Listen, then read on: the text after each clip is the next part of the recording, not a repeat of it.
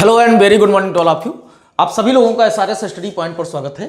बच्चों, स्क्रीन पर आपको क्वेश्चन दिख रहा है minimum value of F theta where F theta equal to 3 to the power sine square theta plus 3 to the power cos square theta.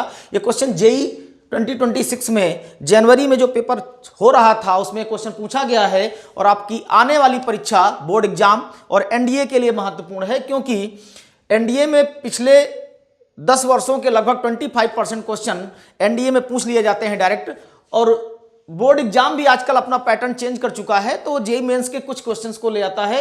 ये question directly आपके maximum minima chapter से related है, application of derivative से। तो देखते हैं इस question को कैसे सॉल्व किया जाए। बच्चों, अगर इसको हम डिफरेंशिएशन मेथड से सॉल्व करेंगे तो क्वेश्चन थोड़ा लेंदी होगा और टिपिकल भी हो जाएगा, तो इसको हम एक नए मेथड से सॉल्व करते हैं जिसको हम एम और जीएम का मेथड कहते हैं। इसकी कंपैरिजन की जाती है कि अगर दो पॉजिटिव नंबर्स हैं तो उनका जो एम होगा वो ऑलवेज ग्रेटर देन और इक्वल टू उनके जीएम के होता है। इस कॉन्सेप्ट का यूज करेंगे, क्वेश्चन आसानी से 2 से 3 लाइन में सॉल्व हो जाएगा। तो यहां पर सबसे पहले देखना है कि ये दोनों पॉजिटिव हैं कि नहीं है, क्योंकि ये मेथड पॉजिटिव नंबर्स पर ही एप्लीकेबल है। अब ये अगर आपने देखा तो a टू पावर x आपने एक फंक्शन पढ़ा हुआ है जिसको एक्सपोनेंशियल फंक्शन कहते हैं। एक्सपोनेंशियल फंक्शन का जो रेंज होता है वो ऑलवेज ग्रेटर देन 0 होता है, मतलब इसका जो आउटपुट आएगा वो पॉजिटिव आएगा। तो ये भी पॉजिटिव और ये भी पॉजिटिव, तो पूरा टर्म हमारा क्या पॉजिटिव हो गया। अब इसका एम निकालेंगे तो 3 to the power sine square theta plus 3 to the power cos square theta divided by 2 will be greater than और इक्वल टू, इनका जीएम लेंगे तो 3 to the power sine square theta into 3 to the power cos square theta हो जाएगा बच्चों।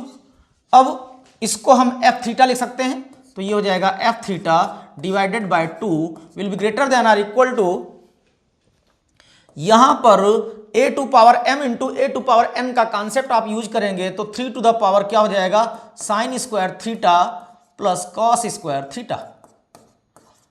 अब इसकी value आपको पता है कि 1 होता है, तो ग्रेटर देन और इक्वल टू क्या हो जाएगा बच्चों, 3 की पावर 1 करेंगे 3 आएगा, तो √3 आ जाएगा। ये कितना है एफ थीटा डिवाइडेड बाई 2। हमको एफ थीटा निकालना है, तो F theta equal to, F theta की वैल्यू क्या हो जाएगी, 2 इधर डिवाइड में इधर मल्टीप्लाई में आएगा, तो एफ थीटा ग्रेटर देन और इक्वल टू 2√3 हो जाएगा। बच्चों, यही इस गिवन फंक्शन की मिनिमम वैल्यू है जिसको हम यहां फाइंड आउट करना है।